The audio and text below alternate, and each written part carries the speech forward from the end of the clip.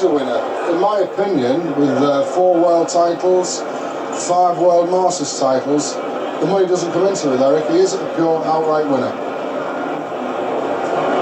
And the thing is with him is that everybody likes to hate him, you see, and he likes people to hate him when he's on the stage. And so, you know, so if you put him up there, everyone wants to beat him. So that's what's good for the game.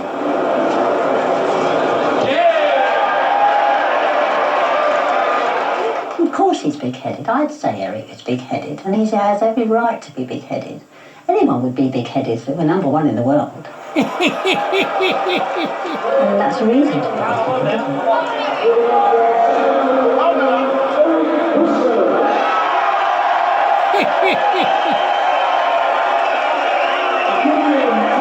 I think he's a great player. Yes, he's got to be the all-time great, that player. Bristow is probably the most paranoid winner that any kind of working class sport has ever produced.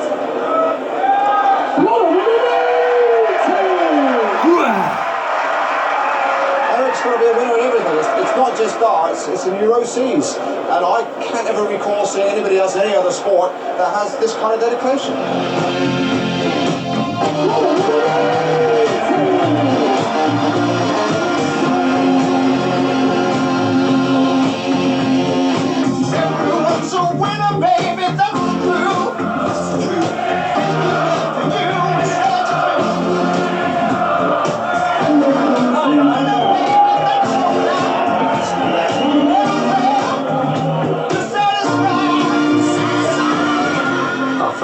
Started playing darts when I was about 11, indoors with my dad. He tried a bit lots of sports. We used to go pitching and putting down a little miniature 18-hole golf course, and then tennis and snooker, and then eventually he bought me a dartboard for, I think it was my 11th birthday. Stuck it up in the bedroom, put a wooden thing around it so I wouldn't bust the wall in, and I just took to it. By the time I was 13, 14, I was giving him 200 start, 1,001. And then I joined a local team, which my dad was captain of. Plus I was tall, so everybody said I was 18. That's why I was 18 for so long. 5 years I think I was 18. Well, George was always home with Eric, so it meant that they could go to the pub at 11 till 4, come home and have something to eat, then they were back in the pub by 6 o'clock in the evening until they threw them out, which sometimes was quite late. That way I was the breadwinner, I was the one who was at work, and I used to come home to an empty house. They'd both have left the house at the time I got home from work. Either I was going to let my husband go out with him and play darts, or keep him at home. But I think Eric being so young, I felt a lot better in myself that he was with his father. I knew he'd be all right. When he got to 14, he got bored with school. He used to play truant quite a lot, and got in with the wrong crowd, so to speak. And one day he was in a telephone box, and they said that he was trying to get money out of the box, in the phone box, that he didn't want to pay for his call. And so we had to go to court for that. Well, he had a spanner and a few other things in his pocket, and they said they were house-breaking implements for his bike, would you believe it? So anyway, we got off with that because it was proved that the telephone box had been out of order for some time. So there was no way he could break into the box anyway. We went for a ride in a stolen car one day. They're the sort of things we all do, or most boys do anyway, and it isn't all in print, you know, so it wasn't any different from any others, only some of the others can run faster. I think when you're younger, and where I used to live, it was like a gang of us. There was about 30, 40 of us, and you tend to, I'm not saying I was the innocent lad or anything like that, but you tend to follow people along. You want to be one of the lads, and if they all go out and nick a car, you ain't going to stand on the curb and let the rest of your pals drive off. So you tend to get in it, and when you're younger, it's exciting. You've got people chasing you and things like that. You haven't got the sense, have you, really, to define what's right and what's wrong. But yeah, we done lots of things wrong. But looking back on it now, I wouldn't do it again. But I think everybody's got to grow up, and if you can realise your mistakes when you get a bit older and don't do it anymore, then you've achieved something. Where maybe a few of my old friends are still doing the same thing now. I would honestly say that darts has got me out of all the trouble with the police and everything else. If I wasn't a dart player, I don't know what I'd have done. 100. Number 16. Charlie Alex from London. Number 3. Plays Eric Bristow from London. So we're going to have a London finalist, the first semi-final between the long and the short of it there. Charlie Alex on the left and Eric Bristow on the right. When I first started playing the pub, I used to watch the Indoor League, which was on TV. And I used to play against them in local leagues, because most of them was from London. And I used to play them maybe £50 a game and slaughter them. And I couldn't understand why they was playing on telly and I wasn't getting invited. But that's why I had to join the BDO, and eventually I got picked for England when I was 18, just turned 18. It sounds easy enough, but you're talking 5 years solid practicing and chasing tournaments, and eventually I was there. Plus I was born at the right time, because if I was born 20 years earlier, there was no money involved with darts. As I progressed, getting better, the money started to come into it, so I was very fortunate that way. It's a great feeling when you win a tournament. It's the sort of thing that money can't buy. You've won it. You've won that tournament that everybody else wanted to win. And maybe in the end, from my point of view, I'm just proving to myself that I'm still as good as I was a couple of years ago. Stunningly, it is Bristow who leads this leg. Look at him go.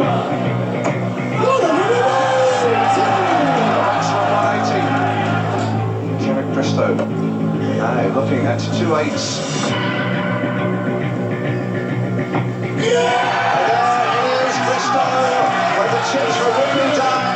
Find the touch, find the doubles, find the form to take the World Masters for the 4th time. He's got 2 darts and 2 8s. Bristow. He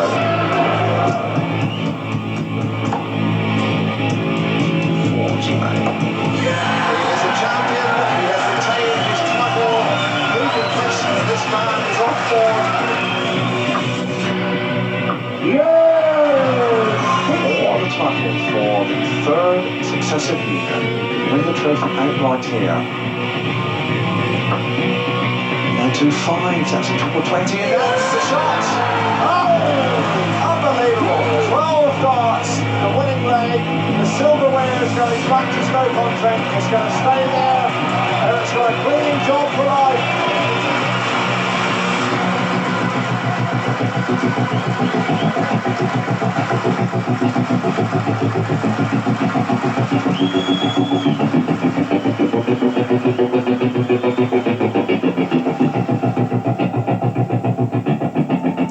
The real Eric Bristow isn't very different from the public Eric Bristow. He doesn't mess around on the dartboard, he doesn't mess around at the sport, he goes in, kills. And it's the same with any relationship or he has or anything, however he feels about anybody. He'd tell them to their face if they thought they were an idiot. He'd tell them. It may hurt, but it's better than fooling them or drawing them along a line that wasn't quite right. So the public Bristow really is the private Bristow. Now, I used to strike a lot of them. I don't do it anymore now, to be quite honest, but I used to wind them up. Yeah, some of them can't take it. And it's not nasty, mate. It's just practicing them on the dartboard and telling them they're not going to win and all that game. They're wasting their time. And a few of them couldn't handle it. They get a bit hot-headed. And I think they went up there thinking I'll show in, and then they play worse. So it's good for me anyway. But now, all the dart players, I must say at the moment, get on very well.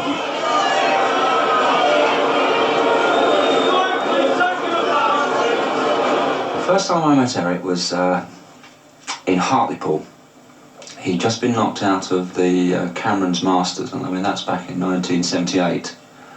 I mean he was 20 then, and he was an arrogant, irresponsible genius. The past 8 years have made him nothing more than an arrogant, irresponsible genius. When I used to play in the Sussex Open, I think I won it 5 or 6 years on the trot, and you had to take the trophy back every year, and I used to take it back and put it on the thing and say, "Oh, keep it there, I'll pick it up later," and I did, and that used to really get up people's noses. So Lazarenko for the second time of asking wants double top. no 10s. And now again 5s. 35!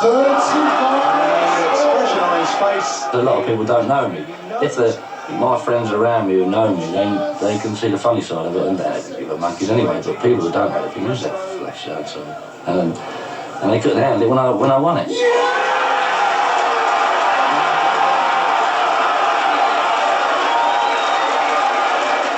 You've got to be confident. Outwardly, you've got to be confident. Inwardly, you've got, most likely got the same nerves as anybody else. But as long as you don't show anybody else that, you'll be all right. The public sees Eric as an extrovert, and they like him for that. Some people think he's arrogant. A lot of people have said to me that they think he's arrogant. But when you meet him, you get a different view of Eric altogether, you see.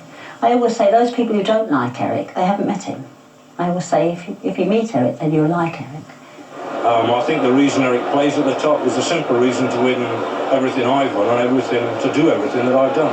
And I think it keeps him actually on his toes, knowing he's got to do a 9-dart game, he's got to win the Europe Cup, he's got to win the MFI match play. There's 3 tournaments already in the world he's not won. He's not really the ultimate dart player yet, is he? Eric, he's got a character of his own. He's one of those guys that you can't intimidate.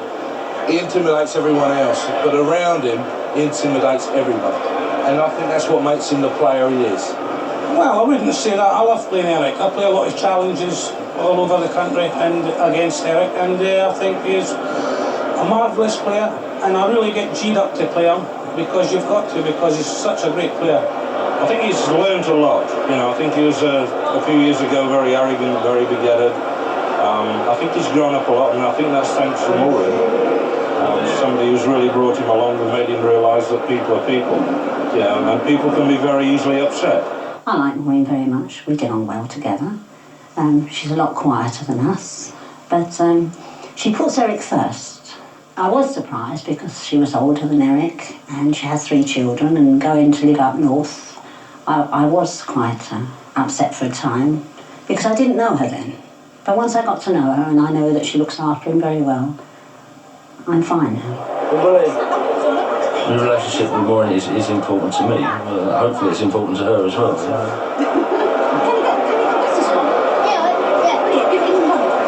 That's all right. If I give you a pen, you can keep a change, yeah?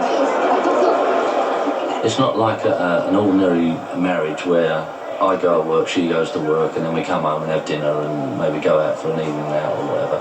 We're really in each other's pockets 24 hours a day. She understands me maybe more so than anybody else because she can see, I suppose, the pressures I'm on before a big tournament more than anybody else. She knows maybe to leave me alone for a couple of days before a big tournament because I'm building up for it inside. You don't mean to be snappy, but I suppose it's inside. It's there, isn't it? You know. She was the same when she was playing darts, and that I kept away from her before the big tournaments. Maureen, of course, long ranked the best in the world, and look at this scoring. 140! It was terrible when we was both playing the same tournament at the same time. I'll stay at one end of the house and she stays at the other.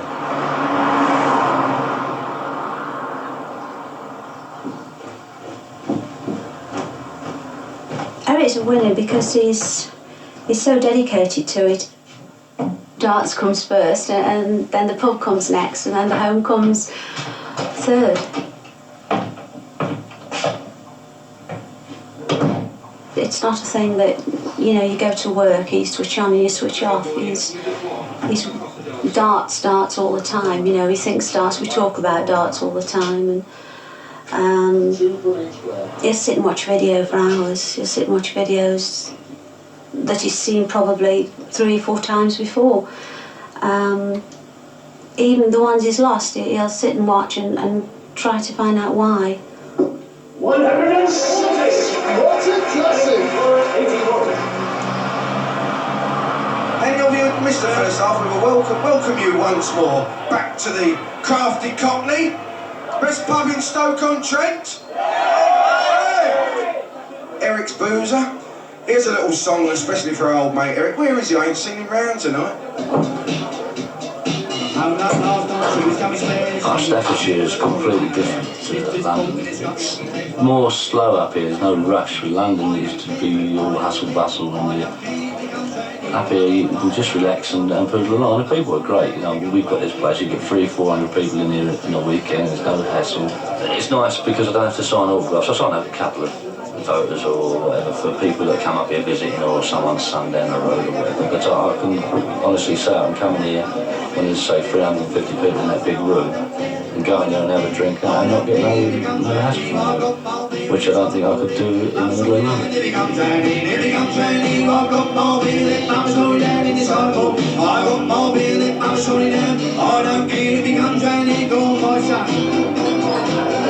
I think you find with lots of sportsmen, when they open a place, they put their name to it and then they expect people to come in, and then after a while, if people don't see that person there, they don't come back. So when we're off, myself and Maureen, not for that reason alone, but we come up here because we enjoy it. We go behind the bar, I'll pour anybody a pint.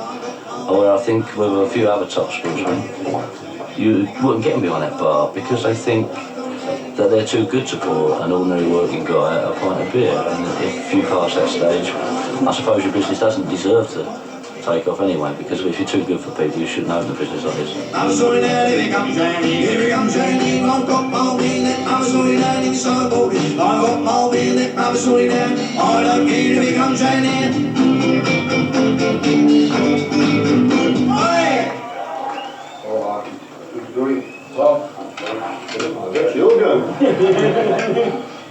I think snooker to me is a good form of relaxing, getting away from the pressures of darts. I can maybe smash a ball a bit harder, it's better than smashing somebody else, I suppose. But I can relax on a snooker table. I'm not brilliant at it, and well, we play in a local league and we won the league, but it depends how good that league is really. But I enjoy it, it's a bit of relaxation and we have a bit of fun, and we've got a nice group of lads in the snooker room, and more so, it's a fun night out.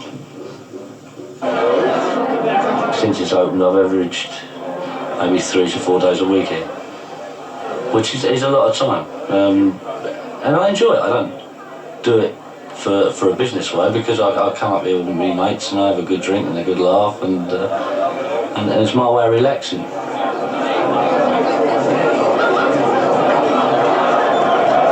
Neither of these darting giants have missed a ton in this leg. And it looks as though Eric Bristow has found his devastating peak at exactly the right moment.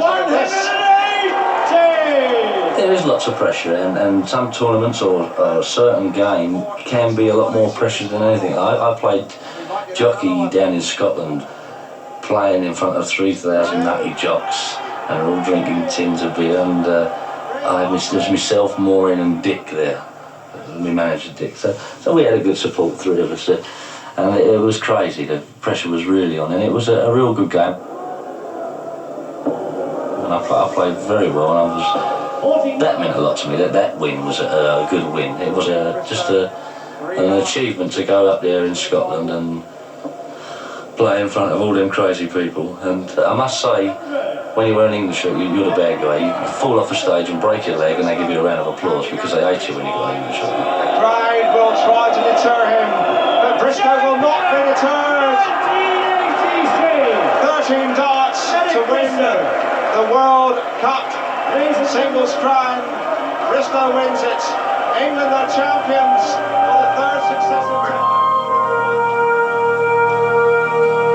I do most of my relaxing, as I said, in the club and snooker. When we go back to Vera's house, I take the dog out and we stroll around the fields and take him down the brook, and he's all right.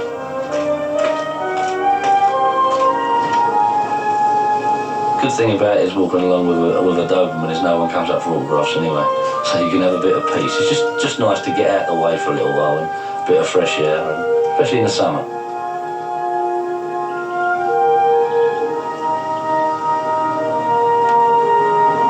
There's a lot of money involved now. The dart circuit is getting bigger, and it's going to get bigger abroad. If I wanted to kill myself like I have done the last 4 or 5 years and do 7 nights a week, I could earn 300,000–400,000 a year, but all I want to do is do three nights a week exhibitions and concentrate on the tournaments. I don't want to chase it anymore. I don't want to end up owning Stoke and then dying when I'm 51, you know what I mean, through doing too much. I'd rather just have a nice club and a nice house and a nice car, and that'll do me.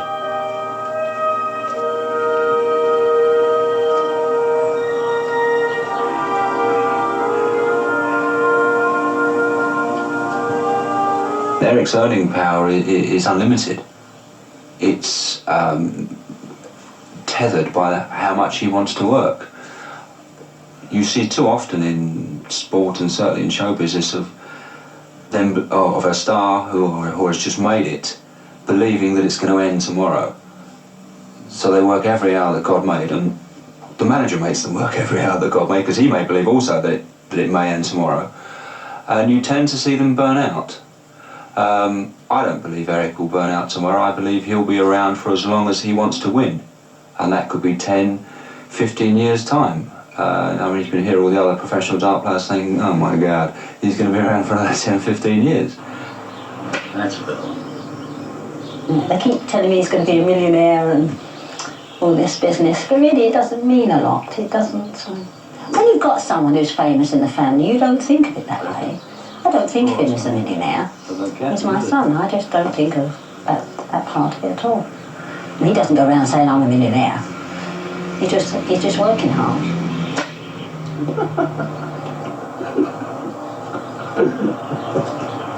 I'll just get him from here.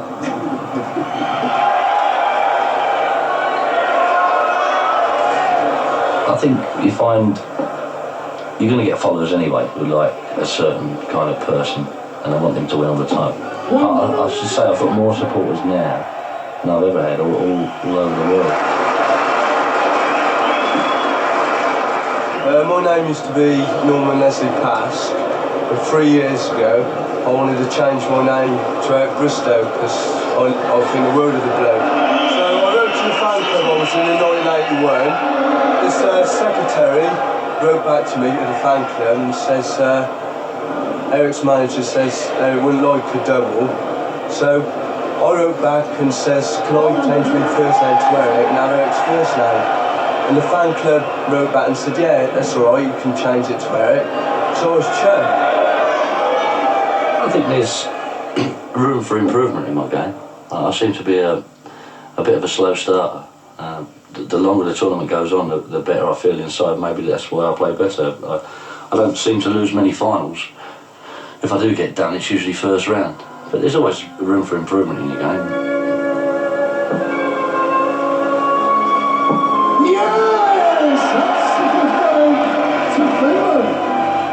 Defeat is a bad word. I used to be terrible when I lost. Not with the person I lost to, with myself, especially if I missed a double. It's heartbreaking. You may be playing a tournament all day with, say, 400 or 500 people there, you get to the last 8, and then you don't play as well as you can do, and somebody plays a bit better, and then you miss a double, and then you go out. It is depressing. I just used to like to get away for 5 minutes and sit on my own, and I was alright. You know, I'd shake the guy's hand first of all, say best of luck, hope you win it. Wanted to rip his head off, but being very nice walking away. I think with my own game, I think if I practice right for each tournament, there's no reason why I shouldn't. I know it sounds big-headed as usual, but there's no reason why I shouldn't win every tournament, because I know that if I play my best game is better than anybody else's best game. He's done everything any man could possibly do for any sport, and for the sport of darts, obviously, was number one. Been number one for 5 years. He's made darts number one. Yeah, I can do everything else for him, but I can't play darts for him. And he wouldn't want me to anyway. We made that bargain 8 years ago. I wouldn't teach him how to play darts, and he wouldn't teach me how to do the business. It's worked very well. Yeah, hopefully we're both winners in that respect. I want to win as many tournaments as I can, as many times, and so eventually, maybe in 10, 15 years' time, when another good youngster comes through and starts winning tournaments, he's got to win the Embassy maybe 6 times and the Butlins 8 times, and I just want to set a record in the record books. Plus enjoy it. I enjoy it now. Maybe that's why I'm number one and the rest of them are not. Bristow has been at his merciless best.